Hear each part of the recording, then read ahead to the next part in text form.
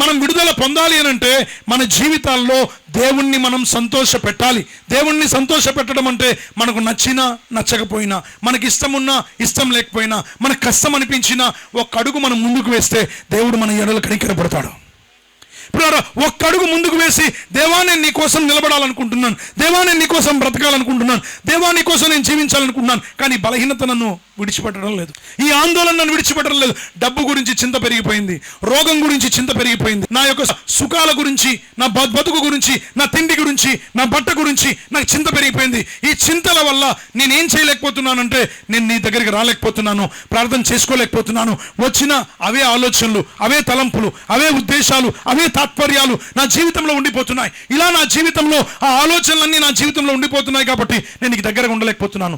ఈరోజు మనకు తెలియకుండానే అనవసరమైన ఆందోళనకు మనం గురైపోతున్నాం.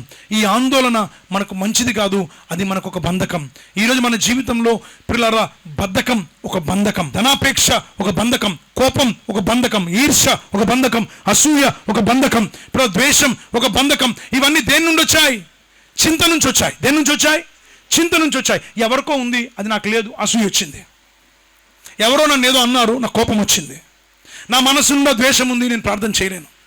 ఇప్పుడు నేను బద్ధకంగా ఉన్నాను, నేను ప్రార్థన చేయలేను. ఎప్పుడు చూసినా మత్తుగా ఉంటున్నాను, నేను ప్రార్థన చేయలేను, నేను వాక్యం చదవలేను. ఇప్పుడు ఆందోళన ఒక విషయాన్ని గూర్చిన చింత, ఒక విషయాన్ని గూర్చిన బాధ, ఒక విషయాన్ని గూర్చిన కోపం, ఒక విషయాన్ని గూర్చిన పరిస్థితి ఆందోళనలోనికి నడిపిస్తుంది. ఆ ఆందోళన మనల్ని దేవునికి దూరం చేస్తుంది, ఆ ఆందోళన మనం బంధిస్తుంది. ఇప్పుడు మనకు విడుదల కావాలి. మనకు విడుదల కావాలంటే విశ్వాసం మన స్వభావానికి సిలువ వేయాలి.